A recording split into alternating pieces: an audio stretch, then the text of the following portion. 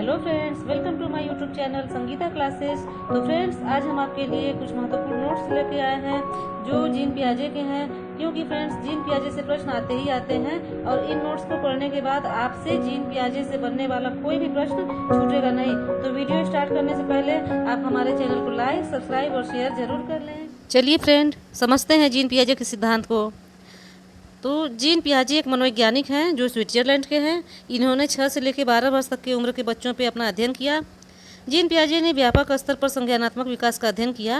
पियाजे के अनुसार बालक द्वारा अर्जित ज्ञान के भंडार का स्वरूप विकास की प्रत्येक अवस्था में बदलता है। उन्होंने बताया कि बच्चे की उम्र जैसे जैसे बढ़ती है वैसे वैसे उसके ज्ञान के भंडार में वृद्धि होती जाती है। उसका स्वरूप जो है मतलब बदलता जाता है। पियाजे के सिद्धांत को विकासात्मक सिद्धांत भी कहा जाता है। पियाजे ने संज्ञानात्मक विकास को 4 अवस्थाओं में विभाजित किया है। उन्होंने पहला बताया संवेदी पेशी अवस्था, जिसको इंद्रियगामक अवस्था भी कहते हैं। इसकी उम्र बताई जन्म से लेके 2 वर्ष। दूसरा बताया उन्होंने पूर्व संक्रियात्मक अवस्था, जिसकी उम्र है 2 से 7 वर्ष। तीसरा है कि मूर्त संक्रियात्मक अवस्था, जिसकी उम्र है 7 से 12 वर्ष। और चौथा उन्होंने बताया अमूर्त संक्रियात्मक अवस्था, जिसकी उम्र है 12 से 15 वर्ष। तो ये कुछ पॉइंट्स हैं। इनको पढ़ने के बाद आप जो है अच्छे से जीन पियाजे के बारे में बनने वाले क्वेश्चन को ईजिली सॉल्व कर पाएंगे। तो देखिए, संवेदी पेशी अवस्था में क्या क्या परिवर्तन देखने को मिलते हैं, जो कि 0 से 2 वर्ष की है। बच्चा छोटा है तो इस अवस्था में बच्चा अपनी ज्ञानेंद्रियों के माध्यम से ज्ञान अर्जित करता है। ज्ञानेंद्रियाँ 5 प्रकार की होती हैं: आँख, नाक, कान, जीभ और त्वचा।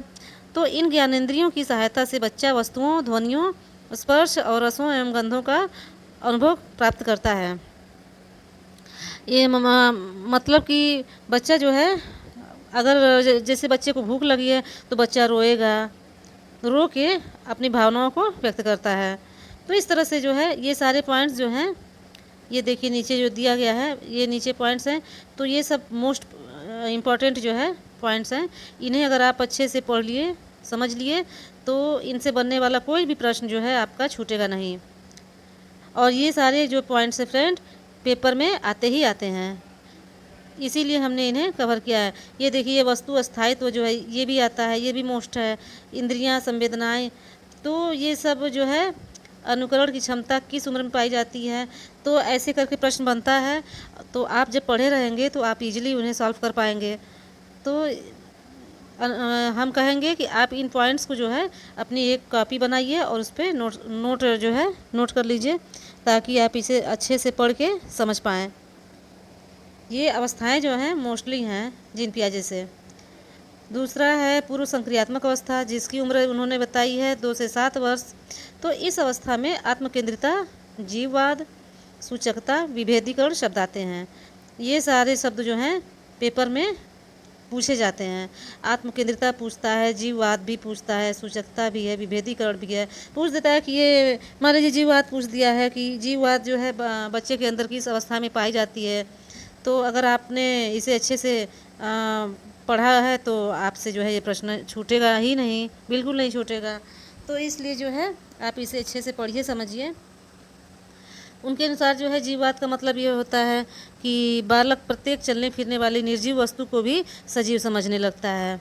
जैसे कि अगर कोई बच्चा है, चल रहा है, तो वो सूरज को देखेगा, देखते देखते चलेगा, उसको ये लगता है कि सूरज भी हमारे साथ साथ चल रहा है। तो यही जो है जीववाद है। ठीक है, चलिए।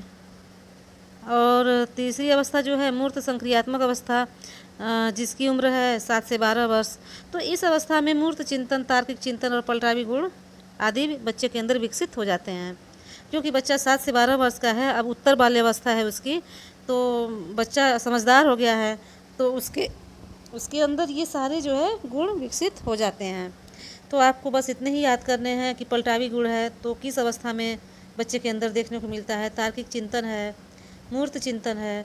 तो ये सब जो है, ये सारी विशेषताएं जो हैं बच्चे के अंदर, ये सारे गुण मूर्त संक्रियात्मक अवस्था में देखने को मिलते हैं। ठीक है, इसमें जो है बच्चा समझदार हो जाता है। अगर इस अवस्था में बच्चे से ये बोला जाए कि 3 + 2 मिलके 6 होते हैं तो बच्चा नहीं मानेगा, बच्चा आपसे तर्क करेगा, क्योंकि उसको पता है कि 3 + 2 मिल के 6 नहीं बल्कि 5 होंगे। यही तार्किक चिंतन है जो कि बच्चे के अंदर 7 से 12 वर्ष की अवस्था में देखने को मिलती है। चौथी अवस्था उन्होंने बताई है अमूर्त संक्रियात्मक अवस्था, जो कि 12 वर्ष से ऊपर की है।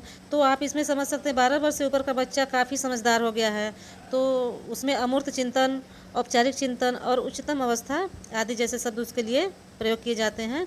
तो बच्चा काफ़ी समझदार हो गया है, तो इस अवस्था में वो जो है खुद से ही अपना निर्णय ले सकता है, इतनी समझदारी उसके अंदर आ गई है। ठीक है, तो इस तरह से फ्रेंड ये जो है चारों अवस्थाएं आप अच्छे से पढ़ जाइए और उनको जो है ये जो पॉइंट है इनको नोट कर लीजिए, या तो फिर अच्छे से समझ लीजिए, ताकि जो है इनसे जो भी मतलब जीन पियाजे से जो भी क्वेश्चन बने आपका मिस ना हो। तो ये जीन पियाजे के ये कुछ महत्वपूर्ण कथन भी हैं, जैसे ये जो है ये भी मोस्टली हैं फ्रेंड, ये भी आते हैं एग्ज़ाम में। बच्चे जीन पियाजे ने ही कहा है कि बच्चे समझकर सृजन करते हैं। जैसे पेपर में बना देता है कि इन ऑप्शन ये जो कथन दिए गए हैं तो दे दिया, इनमें से कोई भी दे दिया, बोल दिया ये किसका कथन है। तो अगर आपने पढ़ा है तो आप उसको ईजिली सॉल्व कर पाएंगे कि ये जो है जीन पियाजे के कथन हैं। तो ये चारों जो है कथन आप अच्छे से याद कर लीजिएगा। पियाजे के अनुसार ही बच्चे अपने ज्ञान का निर्माण स्वयं करते हैं। पियाजे के अनुसार बच्चे खोज के द्वारा ज्ञान का निर्माण करते हैं। पियाजे के अनुसार जो है संज्ञानात्मक विकास नकल पर आधारित न होकर खोज पर आधारित है। ठीक है, तो ये सारे कथन जो हैं जीन पियाजे के हैं और आप इन्हें अच्छे से पढ़ लीजिएगा ताकि पेपर आपका अच्छे से क्लियर हो जाए। तो फ्रेंड ये रहे कुछ थ्योरी जीन पियाजे की, आपको कैसी लगी आप हमें कमेंट करके ज़रूर बताइएगा। हमारे साथ जो है प्रैक्टिस इसी तरह से करते रहिए और हम आपके लिए ऐसी वीडियो लाते रहेंगे। तो फिर चलते हैं, फिर मिलते हैं आपसे अपनी नई वीडियो के साथ। तो मेरे साथ वीडियो पर बने रहने के लिए थैंक यू सो मच।